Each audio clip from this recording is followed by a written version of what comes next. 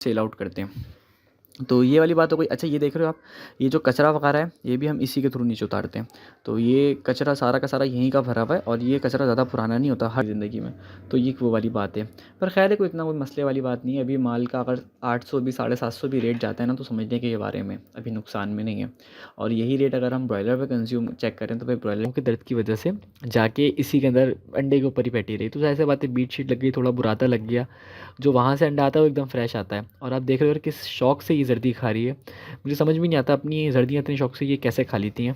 तो बस ये जर्दी वर्दी खाएगी, फीड वीड खाएगी। अस्सलाम वालेकुम and welcome back to another episode. अच्छी दोस्तों, उम्मीद करते हैं आप सब लोग खैरियत से होंगे। तो भाई लास्ट वीडियो के अंदर एक साहब हमें कह रहे थे कि हमने इस मुर्गी के ऊपर जुल्म कर दिया, बेचारी के ऊपर, कि इसको हमने क्या कहते हैं दोबारा से वापसी केज में डाल दिया। तो भाई ऐसा नहीं है, जब तक इसकी टांग सही नहीं हो जाती ना तब तक ये इधर ही रहेगी।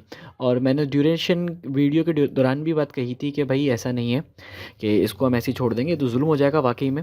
लेकिन यह है कि इसके लिए कुछ प्रॉपर हिसाब किताब करेंगे। तो भाई इसकी टांगों पर हमने थोड़ा सा ऑयल शॉयल लगा दिया और साथ ही साथ जो है ना इसका फीड का हिसाब किताब भी चेंज कर दिया। अच्छा कॉन्टेक्स्ट के लिए समझा दूँ जो लोग न्यू हैं, भाई पहले हमारी मुर्गी जो थी वो इस केज के अंदर थी और ये इसके अंदर परफेक्टली थी, लेकिन इसके अंदर इसके पाँव में लग गई थी। तो वैसे तो मुर्गियाँ इसमें काफ़ी टाइम से हैं, तकरीबन 2 महीने हो गए इस बात को। लेकिन फ़र्स्ट टाइम हुआ था कि मुर्गी का पाँव थोड़ा सा बैठ गया था और मेरे हिसाब से कैल्शियम की कमी थी। और उसका प्रूफ ये था कि भाई आज जब मैंने इसको दोबारा चेक किया तो अल्हम्दुलिल्लाह ये खड़ी हो रही थी एक ही दिन के अंदर। इसको मैंने खाने में कोई ख़ास चीज़ नहीं दी, बस पाँव पे इसके हल्का सा तेल का मसाज कर दिया था। दूसरा इसको खाने के अंदर मैंने, ये आप देख रहे हैं अंडे की जर्दी है, बॉयल अंडा जो होता है, और साथ में इन्हीं के जो छिलके होते हैं ना अंडों के, वो भी मैंने इसमें ऐड कर दिए थे। तो परफेक्ट सोर्स हो जाता है कैल्शियम का। ये मुर्गी पूरा दिन खाएगी, आप देखेगा इंशाल्लाह ताला 2 से 3 दिन के अंदर ये परफेक्ट होकर खड़ी हो जाएगी। इसकी हम आपको अपडेट दिखाएंगे। और इसने आज अंडा भी दिया है, मैं आपको अंडा भी वीडियो में दिखा दूंगा।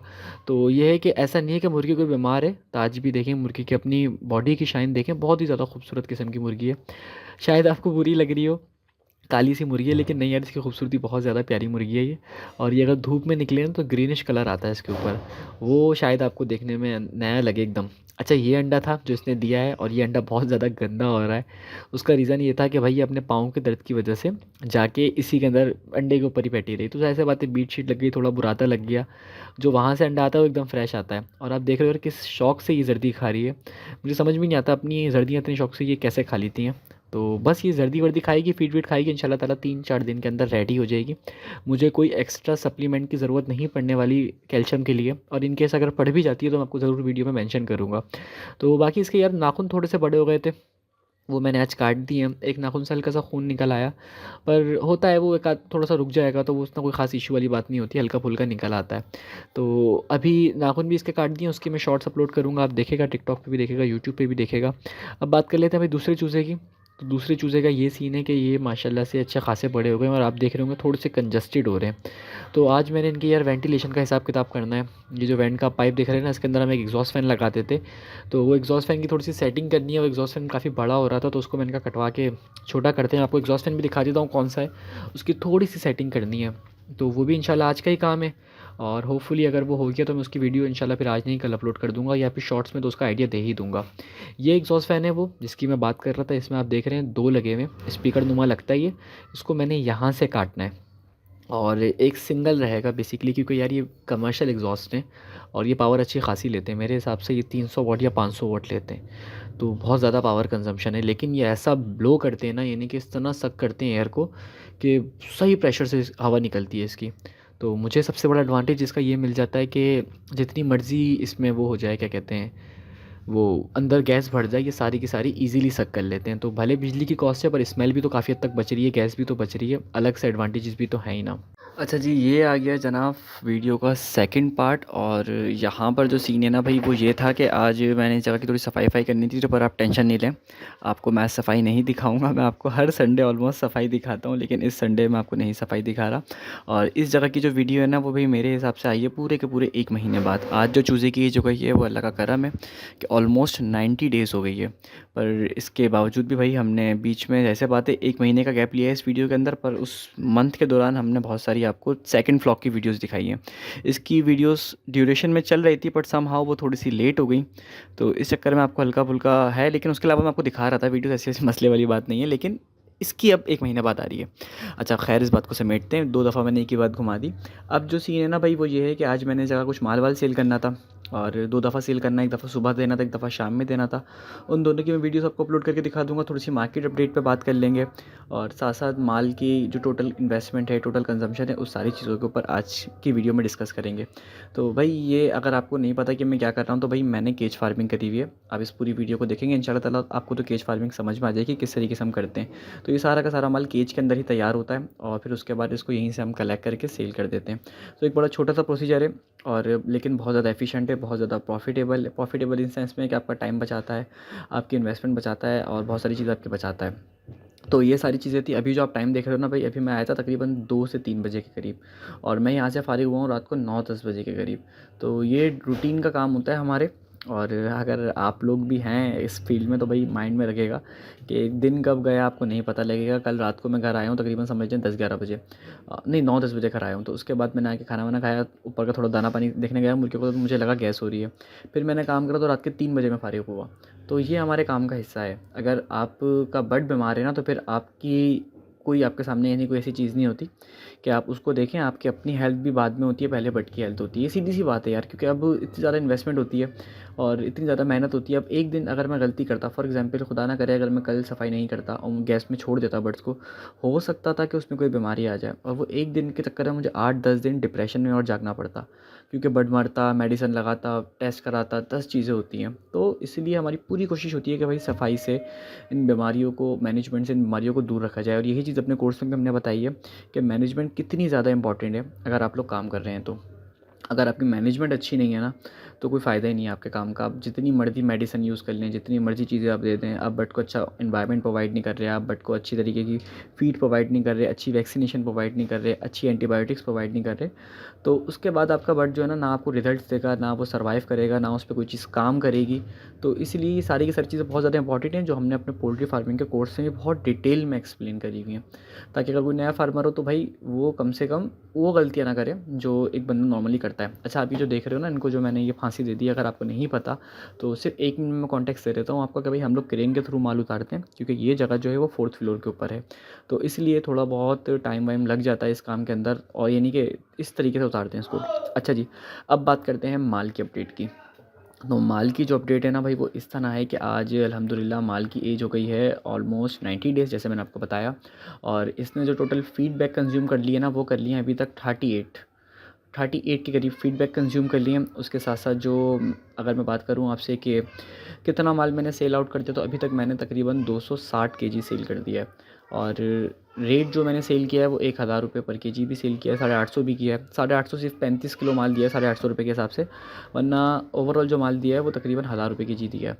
तो और अभी जो मार्केट की सिचुएशन है ना भाई, मार्केट थोड़ी सी स्लो है और ये बात मैंने आपको पहले भी बताई थी कि जब जब मुल्क के हालात अच्छे होते हैं ना, तब तक हमारे काम के हालात थोड़े से डाउन हो जाते हैं और वो यही होता है। अच्छा, अभी देख रहे हो मैं दोबारा मुर्गियाँ पकड़ रहा हूँ, वो ये वजह है कि अब शाम महीने की सफाई करने के बाद अब दोबारा भी मुर्गियाँ मैंने शाम में एक बंदे को देनी थी। तो 2 जगह पे हम लोगों ने देनी थी। बेसिकली मैं दुकानों पे भी सप्लाई करता हूँ, उसके अलावा ऑनलाइन अगर किसी को चाहिए हो तो वो कॉन्टैक्ट कर सकता है। ये वाली मुर्गी आपको तकरीबन 3 महीने की मुर्गी मिल जाएगी 800 रुपये की और उसके अलावा जो एक तकरीबन 22 दिन का चूज़ा है वो आपको पड़ जाएगा 180 रुपये का वैक्सीनेटेड। दोनों माल वैक्सीनेटेड हैं। तो अब बात कर लेते हैं इस माल की। तो भाई ये सीन है कि अभी जो है क्या कहते हैं, माल दोबारा मैंने देना है। अच्छा, सेकंड मार्केट की बात कर रहे थे हम भाई, मार्केट फ़िलहाल डाउन है। मैंने आपको जैसे वही फार्मूला आपको बता रहा हूँ दोबारा कि जब जब मुल्क के हालात अच्छे होते हैं हमारा काम डाउन हो जाता है। ये एक रूटीन है, मुझे नहीं पता इसके पीछे क्या साइंस है, मुझे खुद भी नहीं पता, बट ये मेरा अपना पर्सनल एक्सपीरियंस है। कहते हैं ना, मुशाहिदा जो होता है उसकी बहुत इंपॉर्टेंस होती है इंसान की ज़िंदगी में। तो ये वो वाली बात है। पर खैर है, कोई इतना कोई मसले वाली बात नहीं है। अभी माल का अगर 800 भी 750 भी रेट जाता है ना, तो समझने के बारे में अभी नुकसान में नहीं है। और यही रेट अगर हम ब्रॉयलर पे कंज्यूम चेक करें तो भाई ब्रॉयलर की तो रेट लगी पड़ी है बेचारों ब्रॉयलर वालों की। उनके साथ तो ये हाल है कि कल कराची का मैंने रेट देखा था, फार्म रेट 300 रुपये पे माल उठाए, यानी कि जो फार्म से रेट उठाए माल उठाए वो 300 पे उठाए, आगे सप्लाई 305 में हुआ है और फिर उसके बाद दुकान वाले ने आगे बेचा होगा, जो भी उसका हिसाब किताब होगा। ये मैं बात इसलिए समझा रहा हूँ कि लोग बोलते हैं पता नहीं कौन सी दुनिया में आप जीरो 300 रुपये किलो ब्रॉयलर रेट है। फार्म का रेट अलग होता है, फार्म की सप्लाई का रेट अलग होता है, फिर उसके बाद जो रिटेल का रेट होता है वो अलग होता है। तो ये 2-3 बैरियर्स बीच में आते हैं। तो उस हिसाब से बेचारे जो फार्मर्स हैं, अगर कोई 300 रुपये किलो बेच रहा है, 300 रुपये किलो मार्केट का रेट है, तो ब्रोकर 5 रुपये कट ले रहा है फी फार्मर से, यानी कि वो ऐसे बात है वो डबल तरीके से पैसे कमाता है। तो अगर वो 5 रुपये कट ले रहा है तो ऑन एन एवरेज एक जो फार्मर है आज के टाइम पे उसको ओपन शेड वाले को तकरीबन 320 से 325 रुपये केजी माल पड़ रहा है। तो फ़ी केजी 30 रुपये का नुकसान। और शायद सोच रहे हो कि यार 30 रुपये तो कुछ भी नहीं होते, खैर हो गई। तो अगर सोचें किसी ने 10,000 माल डाला हुआ है और किसी ने 10,000 माल डाला हुआ है और हम सपोज़ कर लेते हैं कि भाई उसके माल का एवरेज वेट जो है वो तो होगा तकरीबन तकरीबन कह सकते हैं हम इसको कितना कि 1 मिनट एवरेज हम लगा लेते हैं 2 केजी लगा लेते हैं ताकि कैलकुलेशन थोड़ी सी इजी हो जाए। और उस पे हम 30 रुपये डालें तो तकरीबन 6 लाख रुपए का नुकसान हो जाता है। यानी कि अगर किसी के पास 20,000 केजी माल तैयार है, 10,000 मुर्गी उसने पाली, 20,000 वो वज़न में हो गई, तो तकरीबन तकरीबन 6 लाख रुपए का नुकसान। और ये नुकसान ऐसा नुकसान नहीं है कि सिर्फ उसका यानी कि आपके प्रॉफिट में से नुकसान है भाई, ये आपकी इन्वेस्टमेंट से नुकसान है। यानी कि इसकी वो वाली बात है कि अगर आप माल नहीं डालते तो आपकी जेब में 6 लाख रुपए होते, लेकिन अब आपने माल डाल लिया, आपने पूरे 45 दिन 50 दिन मेहनत करी है और उसके बाद जो है आपको ये चीज़ फ़ेस करने को मिल रही है।